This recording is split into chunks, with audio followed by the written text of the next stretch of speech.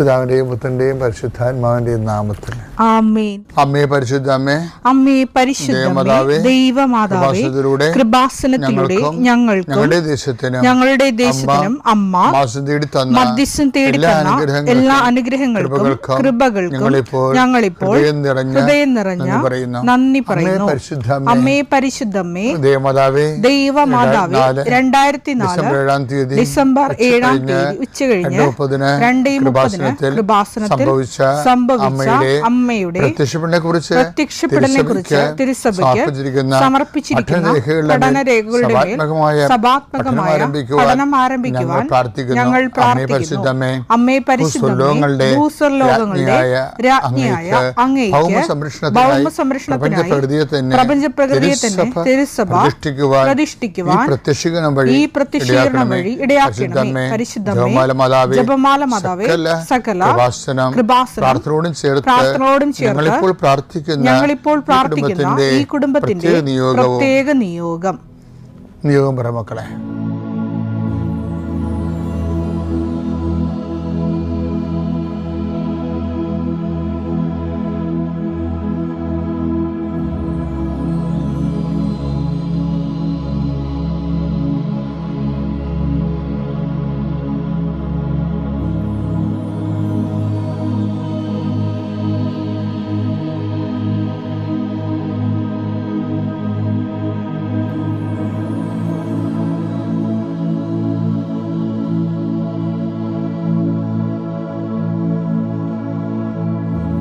അമ്മയുടെ പ്രത്യക്ഷീകരണത്തിന്റെ ഈ അനുഗ്രഹവേളയിൽ ഞങ്ങൾക്ക് സാധിച്ചു തരുവാൻ കനിയണമേ. ആമേൻ. കർത്താവേ, നിന്റെ ഉന്നതമായ നാമത്തിന് സ്തോത്രം ചെയ്യുന്നു. കർത്താവേ, നിന്റെ വിശുദ്ധ പൗരോഹിത്യത്തെ മഹത്വപ്പെടുത്തണമേ. കർത്താവേ, സഭയിലുള്ള സാന്നിധ്യം ദൃഢമാക്കണമേ. 39 വർഷം ഞാൻ അർപ്പിച്ച കൃപാന്റെ യുഗതിയായി കൃപാസ്ഥാന ജീവനോടെ പ്രത്യക്ഷപ്പെട്ട മാതാവിന്റെ മാധ്യസ്ഥയിൽ അത്താറയിൽ നടന്ന 10,000-കണക്കിന് ആരാധന ശക്തിയാൽ കർത്താവ് ഇന്ന് യാത്ര ചെയ്യുന്നവരെ അവരുപയോഗിക്കുന്ന രേഖകള്, ഓരോ രേഖകളെയും ഞാൻ കർത്താവിന് സമർപ്പിക്കുന്നു. നിങ്ങളുടെ സർട്ടിഫിക്കറ്റുകള്, പ്രമാണങ്ങള്, പാസ്പോർട്ടുകള്, നിങ്ങളുടെ അപേക്ഷാ ഫോമുകൾ, നിങ്ങളുടെ ബാങ്ക് രേഖകൾ കർത്താവ് സ്പർശിക്കട്ടെ. ഇതുമായി കടന്നു പോകുന്നത് ഇതൊന്നും നഷ്ടപ്പെടാതിരിക്കാൻ കർത്താവിൻ്റെ വിശുദ്ധ മുദ്ര വെക്കട്ടെ. അത് ആർക്ക് കൊടുക്കുമ്പോഴും സ്വീകരിക്കുന്നവന് പരിശുദ്ധാത്മ നിറയുകയും നിനക്ക് ദൈവഹിതമാണെങ്കിൽ നിനക്ക് അനുകൂലമായ തീരുമാനം എടുത്തുകൊണ്ട് നിന്നെ സന്ധിക്കാൻ ഇടവരുത്തിട്ട് പ്രാർത്ഥിക്കുന്നു. നിന്റെ കൃഷിയിടങ്ങളെ കർത്താവ് അനുഗ്രഹിക്കട്ടെ. മത്സ്യത്തൊഴിലാളികളുടെ അവരുടെ ജീവിത മേഖലകളിലെ സാമ്പത്തികമായ ബാധ്യതകളും കടങ്ങളുള്ളവരെ കർത്താവ് ഏറ്റെടുക്കട്ടെ. ഏലകൃഷിക്കാര്, റബ്ബർ കൃഷിക്കാര്, റബ്ബർ ടാപ്പ് ചെയ്യുന്നവരെ, അതുകൊണ്ടെല്ലാം ഉപജീവനം നടത്തുന്നവര്, പലതരത്തിലുള്ള ഉൽപ്പന്നങ്ങൾ, കാർഷിക ഉൽപ്പന്നങ്ങൾ വിറ്റുമാറാതിരിക്കുന്നവര്, അത് വിറ്റുമാറിയില്ലെങ്കിൽ ജീവിത കാര്യങ്ങൾ തടസ്സപ്പെട്ട് കിടക്കുന്നവരെ ഈശോ നാമത്തെ ആശീർവദിക്കുന്നു. വിറ്റുമാറാനുള്ള സാധനങ്ങൾ, വള്ളങ്ങളുണ്ടാകും, വലകളുണ്ടാകും, വീടുണ്ടാകും, സ്ഥലമുണ്ടാകും, ഇങ്ങനെയെല്ലാം അതെല്ലാം പെൻഡിങ്ങിൽ കിടക്കുന്ന കാരണം നിന്റെ കടങ്ങളുടെ പലിശകൾ കൂടുന്നവരുണ്ട്. കർത്താവേ, ഞാൻ അവരെ കൃപാസ്ഥാനത്താരെ ജീവനോടെ പ്രത്യക്ഷപ്പെട്ട അമ്മ മാതാവിൻ്റെ പ്രത്യക്ഷീകരണ ദിനങ്ങൾ അനുസ്മരിക്കുന്ന ഈ വലിയ അനുഗ്രഹത്തിൻ്റെ കാലഘട്ടത്തിൽ മാതാവിൻ്റെ പ്രത്യക്ഷീകരണത്തിൻ്റെ അടിസ്ഥാനത്തിൽ യേശുവിൻ്റെ നാമത്തിൽ ഞാൻ മക്കളെ ആശീർവദിക്കുന്നു. നിത്യം പിതാവും പുത്രനും പരിശുദ്ധാത്മാവിനെ വിശ്വാസ പ്രമാണം. സർവശക്തനായ പിതാവും ആകാശത്തിൻ്റെയും ഭൂമിയുടെയും സൃഷ്ടാവുമായ ദൈവത്തിൽ ഞാൻ വിശ്വസിക്കുന്നു. അവിടുത്തെ ഏകപുത്രനും ഞങ്ങളുടെ കർത്താവുമായ ഈശോ മിശിഹായിലും ഞാൻ വിശ്വസിക്കുന്നു. ഈ പുത്രൻ പരിശുദ്ധാത്മാവിനാൽ ഗർഭസ്ഥനായി കന്യകാമറിയത്തിൽ നിന്ന് പിറന്ന് പൊന്തിയോസ് പീലാത്തോസിന്റെ കാലത്ത് പീഡകൾ സഹിച്ച് കുരിശിൽ തറയ്ക്കപ്പെട്ട് മരിച്ച് അടക്കപ്പെട്ട് പാതാളങ്ങളിൽ ഇറങ്ങി മരിച്ചവരുടെ ഇടയിൽ നിന്ന് മൂന്നാം നാൾ ഉയർത്ത് സ്വർഗത്തിലേക്ക് എഴുന്നള്ളി സർവശക്തിയുള്ള പിതാവായ ദൈവത്തിന്റെ വലതുഭാഗത്തിരിക്കുന്നു. അവിടെ നിന്ന് ജീവിക്കുന്നവരെയും മരിച്ചവരെയും വിധിക്കുവാൻ വരുമെന്നും ഞാൻ വിശ്വസിക്കുന്നു. പരിശുദ്ധാത്മാവിലും ഞാൻ വിശ്വസിക്കുന്നു. വിശുദ്ധ കത്തോലിക്കാ സഭയിലും പുണ്യവാന്മാരുടെ ഐക്യത്തിലും പാപങ്ങളുടെ മോചനത്തിലും ശരീരത്തിന്റെ ഉയർപ്പിലും നിത്യമായ ജീവിതത്തിലും ഞാൻ വിശ്വസിക്കുന്നു. ആമേൻ. സുഖസ്ഥനായ ഞങ്ങളുടെ പിതാവേ, അങ്ങയുടെ നാമം പൂജിതമാകണമേ. അങ്ങയുടെ രാജ്യം വരണമേ. അങ്ങയുടെ തിരുമനസ് സ്വർഗത്തിലെ പോലെ ഭൂമിയിലുമാകണമേ. അന്നു വേണ്ടുന്ന ആഹാരം ഇന്ന് ഞങ്ങൾക്ക് തരണമേ. ഞങ്ങളോട് തെറ്റ് ചെയ്യുന്നവരോട് ഞങ്ങൾ ക്ഷമിക്കുന്നത് പോലെ ഞങ്ങളുടെ തെറ്റുകൾ ഞങ്ങളോടും ക്ഷമിക്കണമേ. ഞങ്ങളെ പ്രലോഭനത്തിൽ ഉൾപ്പെടുത്തരുതേ, തിന്മയിൽ ഞങ്ങൾ രക്ഷിക്കണമേ. ആമേൻ. നന്മ തെളിഞ്ഞു മറിയമേ, സ്വസ്തി. കർത്താവ് അങ്ങയുടെ കൂടെ സ്ത്രീകളിൽ അങ്ങ് അനുഗ്രഹിക്കപ്പെട്ടവളാകുന്നു. അങ്ങയുടെ ഉദരത്തിൻ ഫലമായി ഈശോ അനുഗ്രഹിക്കപ്പെട്ടവനാകുന്നു. പരിശുദ്ധ മറിയമേ, തമ്പുരാന്റെ അമ്മേ, പാപികളായ ഞങ്ങൾക്ക് വേണ്ടി ഇപ്പോഴും ഞങ്ങളുടെ മരണസമയത്തും തമ്പുരാനോട് അപേക്ഷിക്കണമേ. ആമേൻ. എൻ്റെ പ്രിയപ്പെട്ടവരെ, നമ്മളെ ദൈവമായിട്ടുള്ള ഒരു മെറ്റീരിയൽ ട്രാൻസാക്ഷൻ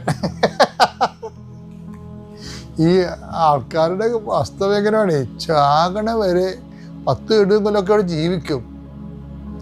പക്ഷേ അവരുടെ ട്രാൻസാക്ഷൻ എന്താണ്? ദൈവമായിട്ടുള്ള ട്രാൻസാക്ഷൻ കൊമേഴ്ഷ്യൽ ട്രാൻസാക്ഷനാണ്. എന്ന് വെച്ച് കഴിഞ്ഞാൽ ഭൗതിക ആനുകൂല്യങ്ങളും അനുഗ്രഹങ്ങളും നേടിയെടുക്കാൻ വേണ്ടിയുള്ള പ്രാർത്ഥനാ വ്യാപാരം എന്ന് പറയും.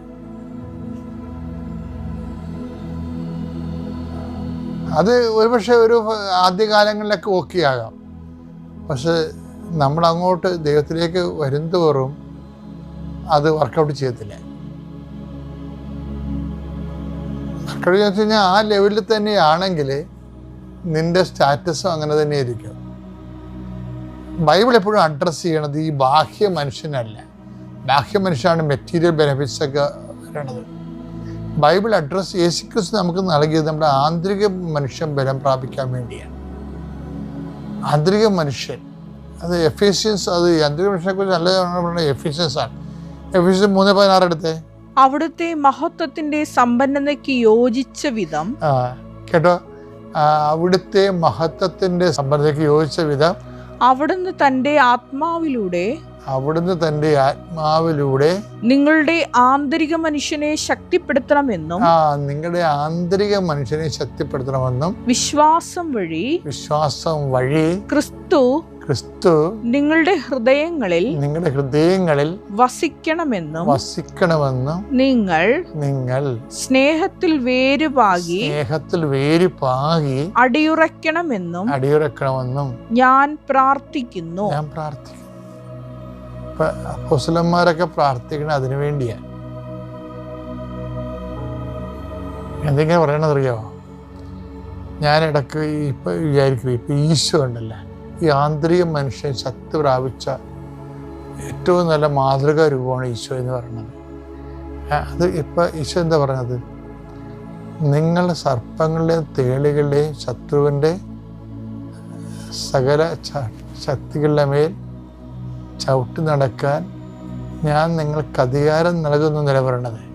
10:19 ലൂക്കായി. ഇതാ പാമ്പുകളുടെയും തേളുകളുടെയും ശത്രുവിന്റെ സകല ശക്തികളുടെയും മീതെ ചവിട്ടി നടക്കാൻ നിങ്ങൾക്ക് ഞാൻ അധികാരം തന്നിരിക്കുന്നു.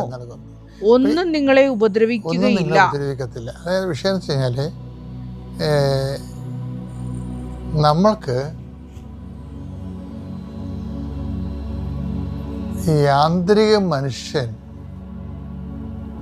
ബലം പ്രാപിക്കുന്നതിൻ്റെ ഒരു തെളിവാണ് മറ്റുള്ളവർ നമ്മൾ ഉപദ്രവിച്ചാലും we don't feel it as if we are not hurted. മറ്റുള്ളവർ നമ്മൾ ഹർട്ട് ചെയ്യും, പക്ഷെ നമുക്ക് ഫീൽ ചെയ്യത്തില്ല. അതാണ് ഈ ആന്തരിക മനുഷ്യൻ ബലം പ്രാപിച്ചാലുണ്ടാകുന്ന ഒരു റിയാക്ഷൻ ആൻഡ് റെസ്പോൺസ് എന്ന് പറയുന്നത്. ജഡിക മനുഷ്യനാണെങ്കിൽ നമ്മളെ തന്തയ്ക്ക് വിളിച്ചാൽ നമ്മളും തന്തയ്ക്ക് വിളിക്കും. അത് അവനെ തല്ലിയവനെ നമ്മളെ തല്ലിയ തിരക്കി പിടിച്ച് നമ്മൾ പോകും, അല്ലെങ്കിൽ പക സൂക്ഷിച്ച് വെക്കും. അപ്പം ജഡിക മനുഷ്യനാണ് ശരിക്കും പറഞ്ഞാൽ. ഇതങ്ങനെയല്ല, നമുക്കങ്ങനെ തോന്നത്തില്ല. പോട്ടെ എന്ന് പറയും. ഇപ്പം ഈശോ തന്നെ, ഇപ്പം ഉദാഹരണത്തിന് സർപ്പങ്ങളുടെയും തേളുകളുടെയും ചവിട്ട് നടന്ന ഒരാളാണ് ഈശോ. ഇവിടെ സർപ്പം ആരായിരുന്നു? സർപ്പം എന്ന് പറയുന്നത് യൂദാസ് സർപ്പമല്ലായിരുന്നു. കർത്താവ് എന്താ പറഞ്ഞത്? ഞാൻ നിങ്ങളെ ഈ സർപ്പം വാ പൊളിക്കണത് ഇര തേടാനും ആൾക്കാരെ കൊത്താനും അല്ലേ? അത് തന്നെയല്ലേ യൂദാസ് ചെയ്ത്. അയാളുടെ ആക്ഷനിൽ അയാൾക്ക് പൈസയും കിട്ടി, ഈശോനെ കൊല്ലുകയും ചെയ്തു. അവിടെ സർപ്പമാണ് ശരിക്കും പറഞ്ഞാൽ. പക്ഷെ ആ സർപ്പം കൊത്തുമ്പോഴും ഈശോ എന്താ വിളിക്കണത്? അയാളെ ചവിട്ട് നടക്കണ അയാളുടെ പുറത്തുകൂടി ഈശോ എന്താണ്? സ്നേഹിത എന്നാ വിളിക്കണത്. അതാണ് രസം. ഇതാണ് ആന്തരിക മനുഷ്യൻ, ബലം പ്രാപിച്ച ആന്തരിക മനുഷ്യൻ എന്ന് പറയുന്നത്. എൻ്റെ പേര് ലാൻസി ഇടുക്കള. ഞാൻ ചെന്നിത്തലയിൽ നിന്ന് വരുന്നു. ഞാൻ 2022 നവംബർ മാസത്തിലാണ് ഇവിടെ വന്ന് ഉടമ്പടി എടുത്തത്. എൻ്റെ ഭർത്താവിൻ്റെ ട്രീറ്റ്മെൻറ്റിൻ്റെ സംബന്ധമായിട്ടാണ് ഞാനിവിടെ വന്ന് ഉടമ്പടി എടുത്തത്. 2022 ജൂൺ മാസത്തിൽ എൻ്റെ ഭർത്താവിന് ഒരു വയ്യാഴിക വരികയും ഞങ്ങൾ ഹോസ്പിറ്റലിൽ കൊണ്ട് കാണിക്കുകയും അത് ബ്ലഡ് ക്യാൻസർ ആണെന്ന് അറിയുകയും ചെയ്തു. അവിടുന്ന് ഡോക്ടർ ഞങ്ങളെ ബിലീവേഴ്സിൽ തിരുവല്ലയിൽ പോയി ട്രീറ്റ്മെൻറ്റ് ചെയ്യുവാൻ പറഞ്ഞു. അവിടെ ചെന്ന് കഴിഞ്ഞപ്പം ഡോക്ടർ പറഞ്ഞു നമുക്ക് ട്രീറ്റ്മെൻറ്റ് ചെയ്യാം, പക്ഷെ ഒന്നും പറയാൻ സാധിക്കത്തില്ലെന്ന് പറഞ്ഞു. എന്താ വെച്ചാൽ അദ്ദേഹത്തിൻ്റെ ഈ 2 ഷോൾഡറിൻ്റെ അവിടെയും ലിവറിൻ്റെ അവിടെയും എല്ലാം ഈ ഗ്ലാൻഡ് പോലെ കാണുന്നുണ്ട്. നമുക്ക് 1 മാസം അവിടെ ബിലീവേഴ്സ് ട്രീറ്റ്മെൻറ്റ് ചെയ്യണം, 4 ലക്ഷം രൂപയാകുമെന്ന് പറഞ്ഞു. ഞാൻ പറഞ്ഞു സാറേ നമുക്കത് എങ്ങനെയെങ്കിലും നമുക്ക് ചെയ്യാം സാർ, അത് നമുക്ക് ചെയ്യാം അങ്ങനെ പറഞ്ഞു. അന്നേരം പറഞ്ഞു RCCയിൽ ചെല്ലുമ്പോൾ നിങ്ങൾക്ക് ട്രീറ്റ്മെൻറ്റിന് വലിയ പൈസ ഒന്നും ആകത്തില്ല, നിങ്ങൾ അങ്ങോട്ട് പോകും. അങ്ങനെ സാറ് റെഫറൽ ലെറ്റർ തന്നു. ഞാൻ ഈ ഇദ്ദേഹത്തിൻ്റെ റിപ്പോർട്ട് കാണിച്ചു കഴിഞ്ഞപ്പം ആരും എന്നോടൊന്നും പറഞ്ഞില്ല. ആ റിപ്പോർട്ട് അതുപോലുള്ളതായിരുന്നു. എന്നോട് ബിലീവേഴ്സിലെ ഡോക്ടർ പറഞ്ഞു വിത്തിൻ സെക്കൻഡ് കൊണ്ട് നിങ്ങൾ RCCയിൽ എത്തണമെന്നാണ് പറഞ്ഞത്. അപ്പോൾ എൻ്റെ ജ്യേഷ്ഠൻ്റെ ഭാര്യ പറഞ്ഞു നമുക്ക് ആദ്യത്തെ ട്രീറ്റ്മെൻറ്റ് ബിലീവേഴ്സിൽ അങ്ങ് ചെയ്യാം, എങ്ങനെയും നമുക്ക് പൈസ ഉണ്ടാക്കാമെന്ന് പറഞ്ഞു.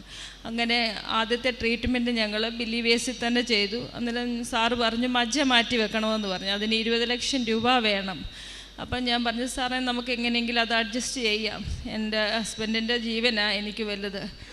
അന്നേരം സാർ എന്നോട് പറഞ്ഞു പൈസ മുടക്കി ചെയ്യാൻ വരട്ടെ, ഇപ്പോൾ ഒന്നും ചെയ്യണ്ട എന്നാണ് പറഞ്ഞത്.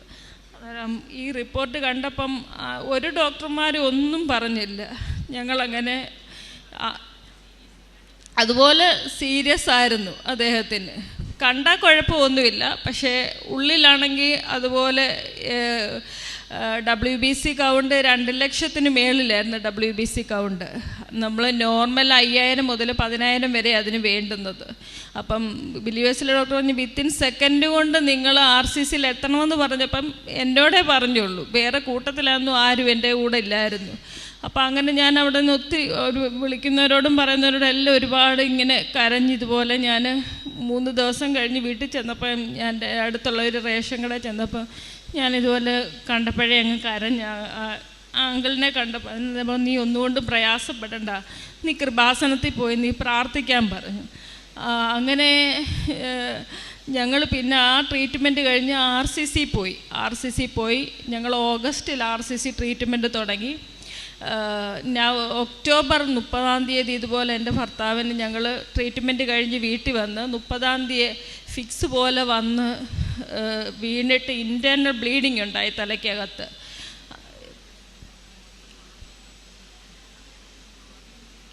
അല്ല, ട്രീറ്റ്മെൻറ്റ് ഞങ്ങൾക്ക് എല്ലാ മാസവും ട്രീറ്റ്മെൻറ്റാണ്. അങ്ങനെ 5 ദിവസത്തേക്കാണ് ഞങ്ങൾ വീട്ടിൽ വരുന്നത്. ഞങ്ങൾ അവിടെ ഒരു ലോഡ്ജ് എടുത്ത് 9 മാസം ഞങ്ങൾക്ക് അവിടെ താമസിക്കണമെന്ന് പറഞ്ഞു.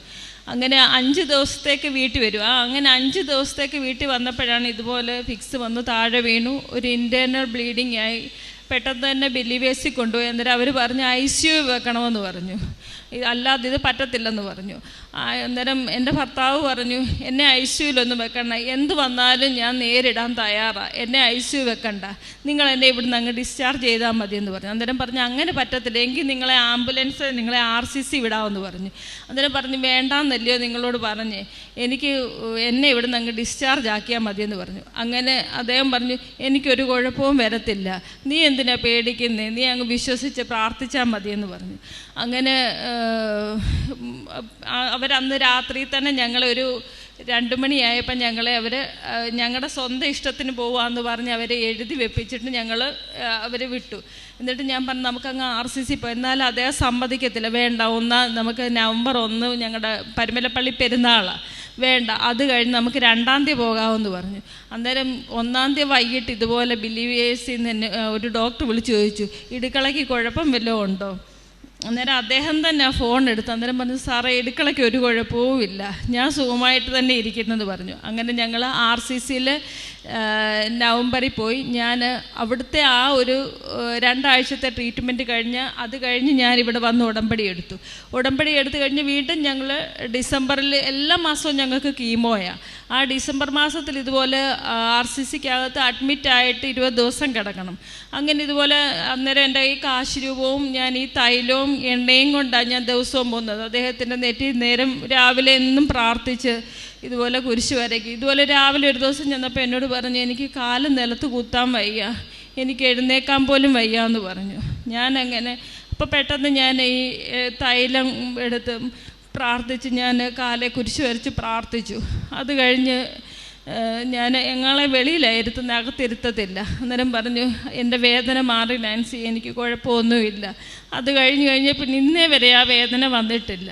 അതുതന്നെയുമല്ല എല്ലാ കീമോയും എടുത്ത് ഓരോരുത്തർക്കും ഓരോ ബുദ്ധിമുട്ടുകൾ. എൻ്റെ ഭർത്താവിൻ്റെ കൂട്ടത്തിൽ കിടന്നവരാരും ഇന്ന് ജീവിച്ചിരിപ്പില്ല.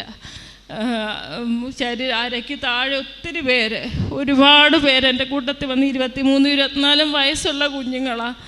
അവരെല്ലാം മരണപ്പെട്ട് ഞാൻ കണ്ടുകൊണ്ടിരിക്കുക ഇതെല്ലാം. അതിൽ നിന്നൊക്കെ എൻ്റെ മാതാവ് എന്നെ വിടുവിച്ചു. എനിക്ക് 3 കുഞ്ഞുങ്ങളാണ്.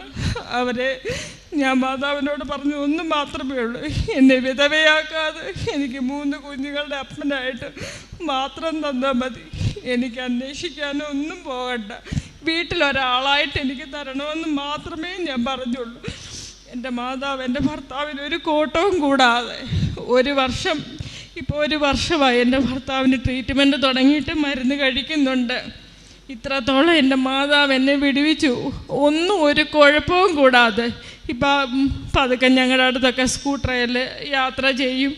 ഞാൻ പറഞ്ഞു എൻ്റെ ഭർത്താവിൻ്റെ കൂട്ടത്തിൽ കിടന്നവരാരും എൻ്റെ കൂട്ടത്തിൽ കിടന്ന ഒരുത്തർ പോലും ഇന്ന് ജീവിച്ചിരിപ്പില്ല. ഉള്ളവരാണെങ്കിൽ ഈ അരയ്ക്ക് താഴെ തളർന്ന് വീൽ ചെയറല്ല അവിടെ വരുന്നത്. എനിക്കാണെങ്കിൽ വഴിയൊന്നുമില്ല. ഞാൻ അന്നേരം മാതാവിനോട് പറയാം, എൻ്റെ മാതാവേ അതിനെന്നെ ഇടവരുത്തരുത്, എൻ്റെ ഭർത്താവിനെ എനിക്കിവിടെ കുന്തിക്കൊണ്ട് വരാനൊന്നും ഇടവരുത്, എനിക്ക് വഴിയൊന്നുമില്ലാത്തവളാണ്. അങ്ങനെ ഞാൻ പറഞ്ഞില്ല, ഒരു കുഴപ്പവും കൂടാതെ എന്നെ നടത്തി. എൻ്റെ മാതാവ് ഇത്രത്തോളം ഞാൻ എപ്പോഴും ഒരു വചനം ഓർക്ക്, സങ്കീർത്തനം 91:6, നിൻ്റെ വശത്ത് 1000 പേര് നിൻ്റെ വലതുവശത്ത് 10,000 പേരും വീഴും, എങ്കിൽ അത് നിന്നോട് അടുത്ത് വരികയില്ല എന്ന് എപ്പോഴും ഞാനിങ്ങനെ പറഞ്ഞുകൊണ്ടേയിരിക്കും. ഇതാണ് എൻ്റെ ആദ്യത്തെ, എൻ്റെ മാതാവ് എനിക്ക് ഇത്രയും അനുഗ്രഹം തന്നത്. എൻ്റെ പേര് മരിയ ജൂബിൻ. ഒസൂർ രൂപത വിഴുപ്പുറം എന്ന സ്ഥലത്തുനിന്ന് വരുന്നു. ഞാൻ 2020 ജനുവരി മാസം 20-ാം തീയതി കൃപാസനത്തിൽ കടന്നു വന്ന് ഉടമ്പടി എടുക്കുമ്പോൾ 6 നിയോഗങ്ങൾ സമർപ്പിച്ച് പ്രാർത്ഥിച്ചിരുന്നു. ഒന്നാമതായിട്ട് ഞാൻ മാനസിക രോഗികളായ മക്കൾക്ക് വേണ്ടി തമിഴ്നാട്ടിൽ 19 വർഷമായിട്ട് ആശ്രമം നടത്തി വരികയാണ്. ഒന്നാമത്തെ നിയോഗമായിരുന്നു ആശ്രമത്തിൻ്റെ പണി പൂർത്തീകരിക്കുക എന്നത്. ആ നിയോഗത്തിന് വേണ്ടി പ്രാർത്ഥിച്ചു. അമ്മ മാതാവ് എനിക്ക് ഭവനത്തിൻ്റെ പണികൾ പൂർത്തീകരിച്ച് തരികയും 2 നില ബിൽഡിംഗ് കൂടി ചേർത്ത് അമ്മ എനിക്ക് തന്നു സഹായിച്ചു. രണ്ടാമതായിട്ട് എൻ്റെ ഭർത്താവിൻ്റെ 36 വയസ്സ് ഈ 2023 ഫെബ്രുവരി മാസം 2-ാം തീയതി ഞങ്ങളുടെ ആശ്രമത്തിലേക്ക് 150 പോലീസുകാർ റെയ്ഡ് നടത്തുവാനായിട്ട് ആശ്രമത്തിന് ചുറ്റും അകത്തും പുറത്തുമായിട്ട് വളഞ്ഞു. ആശ്രമത്തിൻ്റെ അകത്ത് വന്ന് ഞങ്ങളുടെ കയ്യിലിരുന്ന മൊബൈല്, എൻ്റെ ഹസ്ബൻഡേത്, സ്റ്റാഫുകളുടെ എല്ലാവരുടെയും മൊബൈൽ വാങ്ങി. ഞങ്ങളുടെ ആശ്രമത്തിലുണ്ടായിരുന്ന മാനസിക രോഗികളായ 250 മക്കളെ വേറെ ഹോമിലേക്ക് മാറ്റുകയും ഞങ്ങളെ അറസ്റ്റ് ചെയ്ത് വിഴുപ്പുറത്തിലുള്ള കടലൂർ എന്ന സ്ഥലത്തുള്ള സെൻട്രൽ ജയിലിലേക്ക് മാറ്റുകയും ചെയ്തു. 89 ദിവസം ഞാനും എൻ്റെ ഭർത്താവും എൻ്റെ സ്റ്റാഫ് 8 പേര് അടക്കവും ജയിലിലായിരുന്നു. ജയിലിൽ ഞങ്ങൾ പോകുവാനിടയായ കാരണം ആശ്രമത്തിലിരിക്കുന്ന രോഗികളുടെ കിഡ്നി എടുക്കുന്നു, അവർക്ക് ഭക്ഷണം കൊടുക്കുന്നില്ല. ആശ്രമത്തിൽ നിന്ന് വെളിനാട്ടിൽ നിന്ന് ഫോറിൻ ഫണ്ട് വരുന്നു എന്നുള്ള 14 കേസുകളാണ് ഞങ്ങളുടെ പേരിൽ പോട്ടിരുന്നത്. അങ്ങനെ ഞങ്ങൾ അറസ്റ്റിലായി ജയിലിലായിരിക്കുമ്പോൾ ഞാൻ ഉടമ്പടിയിലായിരുന്നു. 3 വർഷമായിട്ട് ഉടമ്പടിയുടെ അടുത്ത് ലാസ്റ്റ് 3ാമത് തടവ പുതുക്കി പോകുന്ന സമയത്താണ് ആശ്രമത്തിൽ ഈ സംഭവങ്ങൾ ഉണ്ടാകുന്നത്. ജയിലിനകത്ത് ഇരുന്നു കൊണ്ട് തീക്ഷ്ണമായി കരഞ്ഞ് കൃപാസന അമ്മയോട് പ്രാർത്ഥിച്ചു. അമ്മേ മാതാവേ, ഞങ്ങളുടെ ജീവിതത്തിൽ ഞങ്ങളുടെ ആശ്രമത്തിൽ ഇപ്പോൾ നടന്നുകൊണ്ടിരിക്കുന്ന എല്ലാ തടസ്സങ്ങളും അമ്മ മാതാവ് അറിയാതെ ഒന്നും നടക്കുന്നില്ല, എല്ലാം അമ്മ മാതാവ് അറിഞ്ഞുകൊണ്ടാണ് നടക്കുന്നതെന്ന് ഞങ്ങൾക്ക് പൂർണ്ണമായിട്ട് വിശ്വാസമുണ്ട് എന്ന് പറഞ്ഞ് ഞങ്ങളെല്ലാവരും ജയിലിലിരുന്ന് തീക്ഷ്ണമായിട്ട് കണ്ണുനീരോടെ ഞങ്ങൾ പ്രാർത്ഥിച്ചു. 86ാമത്തെ ദിവസം രാത്രി പരിശുദ്ധ അമ്മ മാതാവ് സ്വപ്നത്തിൽ എനിക്ക് വെളിപ്പെടുത്തി തന്നു. ഭയപ്പെടേണ്ട മകളെ, ഞാൻ നിന്നോട് കൂടെ ഉണ്ട് എന്ന് പറഞ്ഞ്. അമ്മ എവിടെ നിന്ന് വന്നു, എങ്ങനെ വന്നു എന്നൊന്നും എനിക്ക് കാണുന്നില്ല. നല്ല ഉറക്കത്തിലാണ് ഞാൻ അമ്മയെ കാണുന്നത്. അമ്മ എൻ്റെ അടുത്ത് വന്ന് ഈ ആൾക്കാരിൽ അമ്മ എങ്ങനെ നിൽക്കുന്നുവോ അതേ ചാരക്കളറുള്ള ഉടുപ്പിട്ട് അമ്മ എൻ്റെ അടുത്ത് വന്നുകൊണ്ടാണ് പറയണത്. അമ്മയെ ഞാൻ വീണ്ടും രാത്രി എഴുന്നേറ്റ് കണ്ണുനീരോടെ വീണ്ടും പ്രാർത്ഥിച്ചു, ഭയങ്കരമായിട്ട് പ്രാർത്ഥിച്ചു. എനിക്കൊന്നും മനസ്സിലാകുന്നില്ല. 89ാം ദിവസം ഞങ്ങൾക്ക് ജയിലിൽ നിന്നും ജാമ്യത്തിൽ ഞങ്ങളെ വിട്ടു. അമ്മയോട് പ്രാർത്ഥിച്ചു, അമ്മ മാതാവേ, ഞങ്ങൾ എത്രയും പെട്ടെന്ന് ഞങ്ങൾ ജയിലിന് പുറത്ത് വന്നാൽ അമ്മയുടെ തിരുസന്നിധിയിൽ കടന്നു വന്ന് ഞങ്ങൾ സാക്ഷ്യപ്പെടുത്തിക്കൊള്ളാമെന്ന്. ഞങ്ങളുടെ കേസ് പോലീസ് കസ്റ്റഡിയിൽ നിന്നും CBCDക്ക് കൈമാറി 50 നാൾ ടൈം കൊടുത്തു. CBCDക്ക് അൻപിയോതി ആശ്രമത്തിൽ എന്തെങ്കിലും പ്രോപ്പർട്ടി വെച്ചിട്ടുണ്ടോ, എന്തെങ്കിലും ഫോറിൻ ഫണ്ട് എന്നറിയുവാൻ വേണ്ടിയിട്ട്. ഞങ്ങളുടെ നാട് മൂവാറ്റുപുഴയാണ്.